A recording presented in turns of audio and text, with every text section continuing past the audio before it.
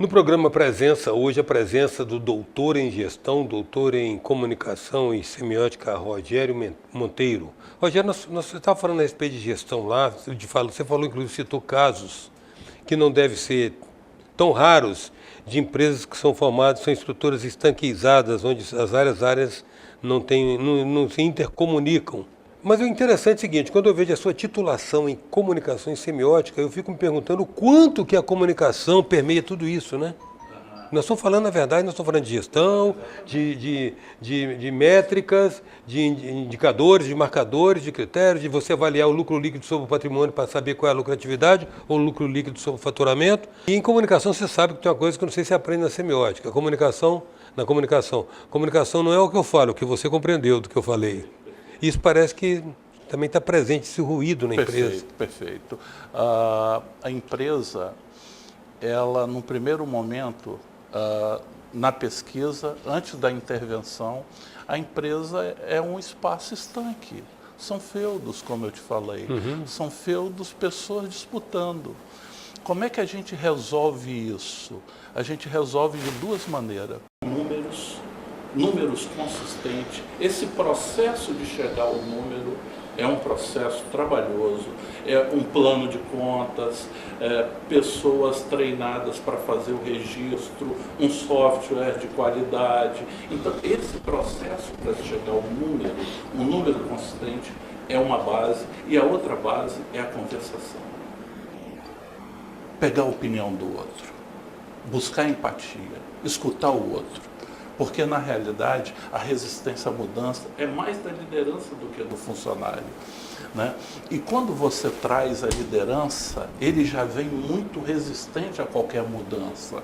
Então, essa onda de entregar a informação e essa onda de produzir a conversação é o que faz refletir.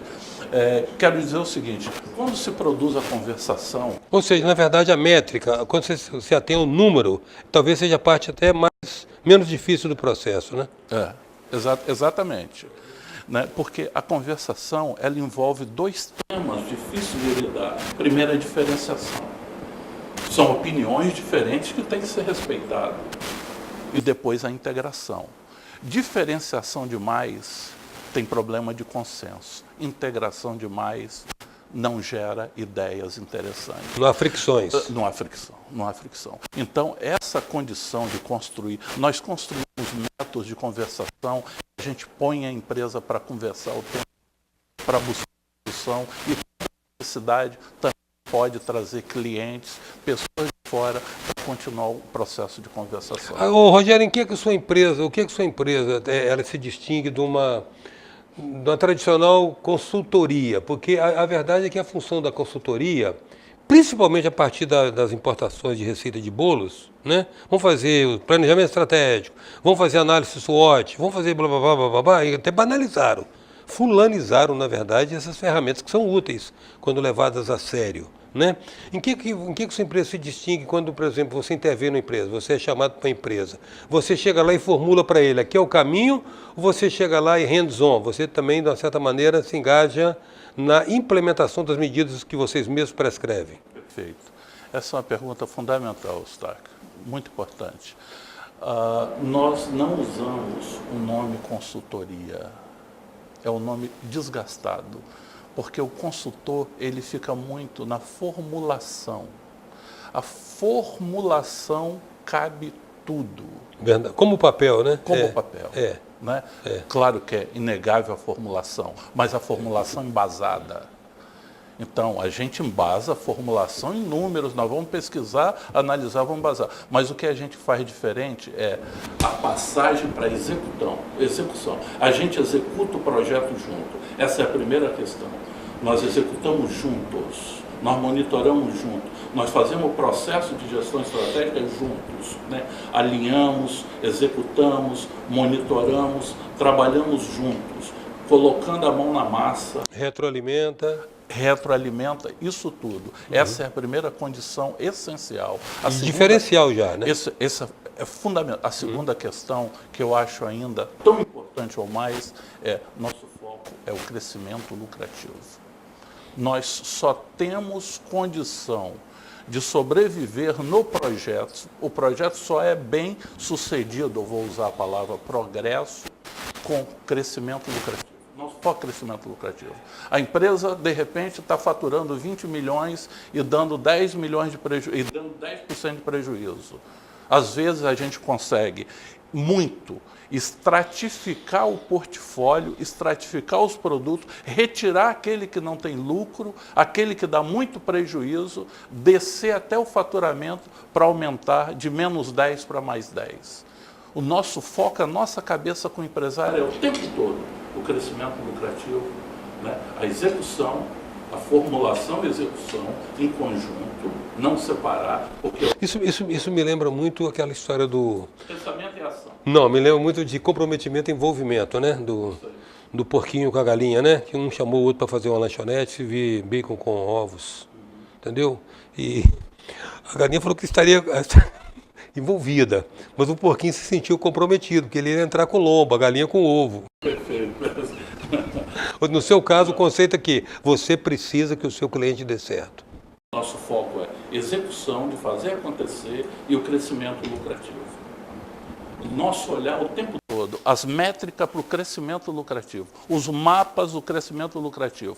E para gerar crescimento lucrativo, são ações complexas. Você tem que ter um portfólio com produtos diferenciados para o crescimento. Você tem que agregar valor. Então, a empresa tem que raciocinar o tempo todo para o crescimento lucrativo. A presença hoje é do doutor em gestão, Rogério Monteiro. A gente volta já.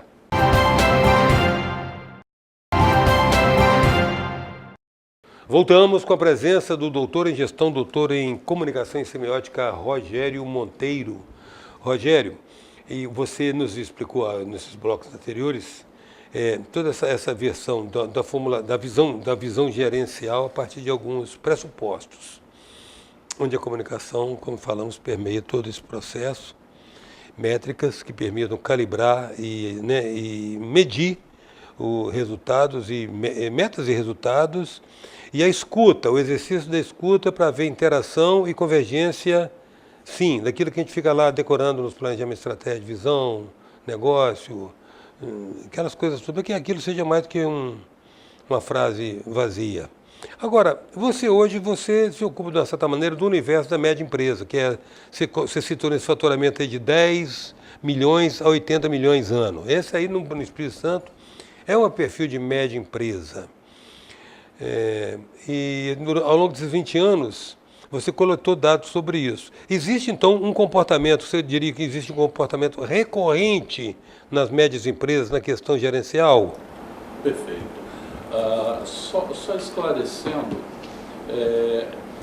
as micro e pequenas, quem trabalha muito bem, né, o Sebrae, e as grandes corporações, consultorias internacionais, né, que abordam Vale, Arcelor, Fibria, Ernest Young, Price, etc.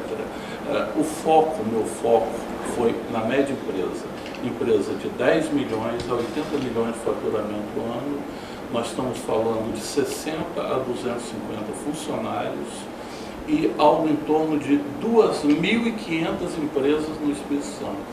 Isso equivale a 30 bilhões de faturamento, 30 bilhões de faturamento, num PIB de 121 bilhões. 25% do PIB. Isso aí. Nós estamos falando quarto. Nessas empresas e nós estamos falando quantos postos de trabalho? 250 mil postos de trabalho. Nós estamos lidando com a complexidade, com o foco, né? Até antes eu falei, claro que é importante as startups, é importante, mas nós estamos com um universo aí fundamental de empresas que precisam fazer inovação, sair da fase 1 da gestão estratégica frágil para uma gestão estratégica mais plena. Essa inovação é fundamental. Você acha que 60% desse universo está nessa categoria? 60%. 60%? 60%. Estão ainda na fase 1, naquela fase frágil da Então, naquela da gestão frase, estratégica. comodização, não tem sistema de precificação estruturado, não tem informação para tomar decisão, não tem o DRE, demonstrativo de resultado econômico, as equipes não são alinhadas, o crescimento lucrativo não é foco, o portfólio não é analisado por produto ou serviço A, B, C, com suas lucratividades específicas, sabe?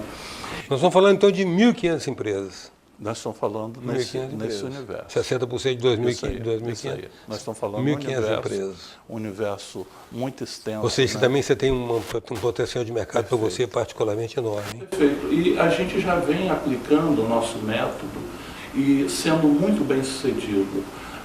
Por exemplo, nós temos um cliente no setor de alimentos. Nós evoluímos as vendas em quase 200%, o lucro 350%. Então, nós estamos com essa margem de progresso e resultado muito grande. E o que eu quero dizer, claro que se fala em recessão, economia recessiva, etc. A gente sempre viveu, a vida toda nossa. Você já viu alguma fase da vida, a economia deslumbrante, com um potencial grande? Eu sempre vivi na recessão. O problema não é isso. O problema é que 75% do progresso da empresa é interno. Só 25%. Ou seja, são variáveis controláveis. Variáveis controláveis, internas. Né? E que a gente trabalha isso, e que a gente aprofunda isso, e que a gente pratica, faz juntos. Né? Então, essa é uma questão que eu chamo muita atenção, porque o empresário, às vezes, ele fica desanimado e fala o seguinte, é por causa da economia. Não, 75% é o que você chama de variáveis controláveis. Deixa eu fazer uma pergunta sobre essa longa vivência sua. O nome evolui, mas a gente não sabe se essa mentalidade também evolui na relação com esse insumo. Falava-se recurso humano, agora nós estamos falando muito de ativos e capital humano. Você acha que é uma visão também, uma visão mais apropriada da contribuição do capital humano na geração do resultado? É central, é central. Tecnologia é superfície, tecnologia é superfície. É analisar o iceberg, tecnologia e negócio está na superfície. O que comanda hoje é a liderança com novo perfil.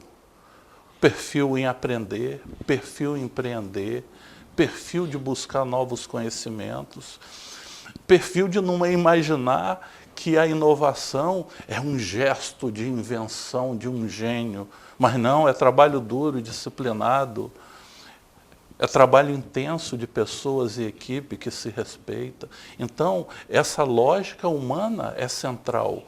Essa lógica humana é central, mas tem uma contradição forte aí. Nós que lemos Harari sabemos o seguinte, quem não avançar nessa condição de construir... Vai ficar irrelevante. Vai ficar irrelevante. Construir seu conhecimento de gestão estratégica, a atualização do conhecimento de liderança vai tornar irrelevante.